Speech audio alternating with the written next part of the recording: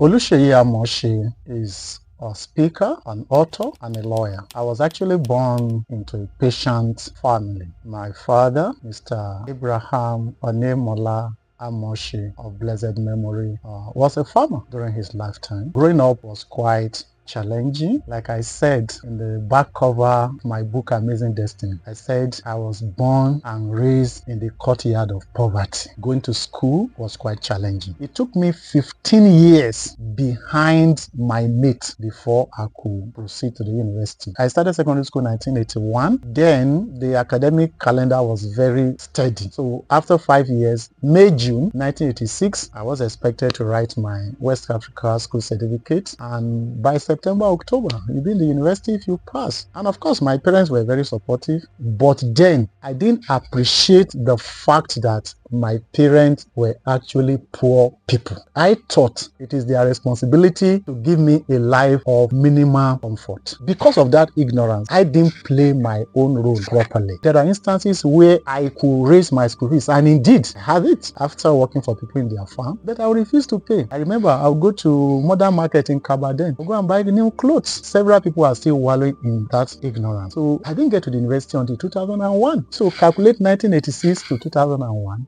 That is 15 years. But at that point in time, I had a different perspective. Before going to the university, I did IGMB A levels at Kaduna State Polytechnic in Zaria, now Nuhu Bamali Polytechnic. Initially, when I started the program, I was discouraged. But I remember one day, the Spirit of the Lord inspired me, just like motivation. You've got to start somewhere. I just looked down at myself. What are you still? You're just trying to do IGMB before going to the university. You're wasting your time. But I had a voice, and the voice said, you have got to start from somewhere. So at that point, I became a very committed, very dedicated student. I go the extra mile, and lecturers loved me. So I remember a particular lecturer, he gave instruction to the course rep that they should be giving me a handout for free. And to the glory of God, I emerged as the overall best student. During my IGMB set, I had A or rank. All my A-level paper, I had A or rank. I was the overall best. I was able to proceed to the university, then to the Nigerian Law School, which was another story entirely. I could not raise the tuition fee for law school. Law school was about 75,000 then. So right from my first semester in the university, I started writing letters to the local government chairman, writing to dignitaries from my locality. Please, I'm graduating this year. I will be going to law school. I want support so that I'll be able to go. And I remember it was only one person, a regional manager of Trade Bank then, that supported me with 20,000 naira. So I had already given up. My boss then, who now heads an organization as a den in Port Harcourt, I've even called him and said, sir, please help me look for many a job so that I could take on the job for 1 year, then I'll save the money, I'll be able to go to law school the following year. But at the dying minute, God intervened, and God raised a benefactor who took it upon himself to pay my law school fee. Despite the trials, despite the challenges I had going to school, God still stood by me, and I see it as a form of encouragement. When I also graduated from law school in 2006, by the grace of God, from my set in the university, I can say with all sense of humility that I also emerged as the best student. As at the time we left the university, a number of us had second class upper. So we moved to the law school with that second class upper. So by the time we left the law school, only 2 of us graduated with second class upper. The second lady didn't graduate with second class upper in the university. I'm saying it to encourage others. In my own set in the university, I was the only person that has second class upper university, second class upper law school. Despite the pain, despite the obstacles I encountered, despite all the what have you, I still came out in flying color. Which means whatever you're passing through, whatever the trial, whatever the challenges, if you're focused, if you're determined, if you're ready to withstand the pain of the process, if you're ready to endure criticism, if you're ready to endure rejection, you remain focused, with God on your side, you can still come out gloriously. Looking back into the journey of my life, I have come to realize that I discovered at age 9 that I have the gift of teaching. So the gift of writing actually followed. I discovered that I had the capacity to impart knowledge. I normally gathered other pupils in the compound and would be organizing free lessons for them when I was in primary 5. And along the line, I discovered that yes, I could also write. Teaching and writing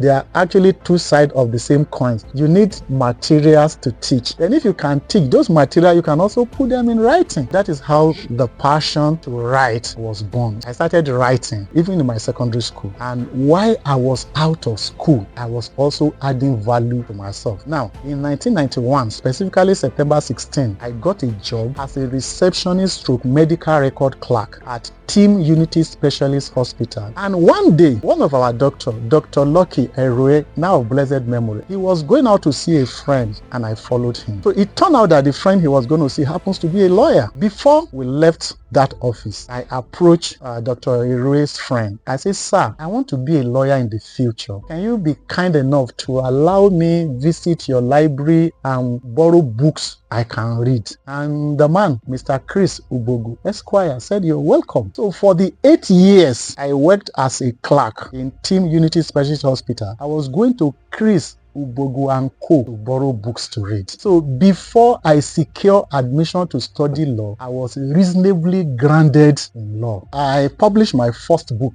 in 2013 and it was well received. However, I started the book in 2005. So you can see that the book actually took like 8 years before publication. Amazing Destiny, what really informed that book, I think it was more of the story of my life. I actually believed that I was going somewhere. I strongly believe that despite my background cannot put my back on the ground. Yes, I read somewhere that people with sorry beginnings can also have a glorious end. For example, I explained that when I was in university, there were times when I could not afford toilet soap. Yes, and that's the truth. So in such situation, what I do, I wait until everybody had left the room for lecture. So of course, I stay in the hostel up to my 300 level and it was a very massive hostel. So what I do, I will now go to the bedroom. The bedroom used to have stagnant waters. So there are some students, the moment their soap drop, they don't pick it again. When the hostel is quiet, I go to the bedroom. Those abandoned soap in stagnant water, I pick them, I wash them, I dry them, and I hide them in the bedroom there. So I don't bring them to the room because I'll be ashamed of myself. Someone said, are you making up those stories? No, that's the story of my life. Amazing Destiny for me is all about giving courage to people that are dealing with hopeless situations. Amazing Destiny deals with how to handle failure, how to handle poverty, how not to be driven by excuses. Amazing Destiny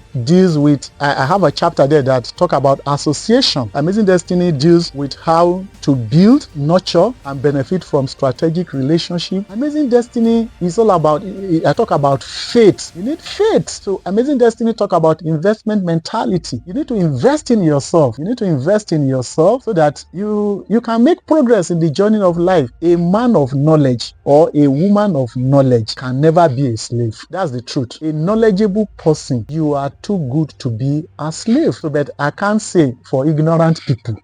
So another person said, if you empty your money in your head, it will pay you better dividend. My target audience are actually people that are coming from the lowly place of life. People without support system. People that are hopeless. People that are hungry. People that don't even know what to do. Read Amazing Destiny. My mandate is to generate content that actually meets the demand and aspiration of people, especially at a time like this when our nation is going through certain economic challenges. That is not going to be the end of Nigeria. I want to assure you that Nigeria will still get better. So I want you to watch out on my different platform, YouTube, TikTok, Instagram, Facebook, every platform. I'm going to be pushing out content by way of partnership with you. I'm going to be giving you resources, materials that will help you, not to give you false hope, materials that are practical, material that you can relate with, content that will actually help you to stay afloat the seas of life. No matter the turbulence, you're not going to sink. I'm here to give you hope, to give you courage. Please watch out, subscribe, and share our content to make sure that as many people as possible benefit. Thank you.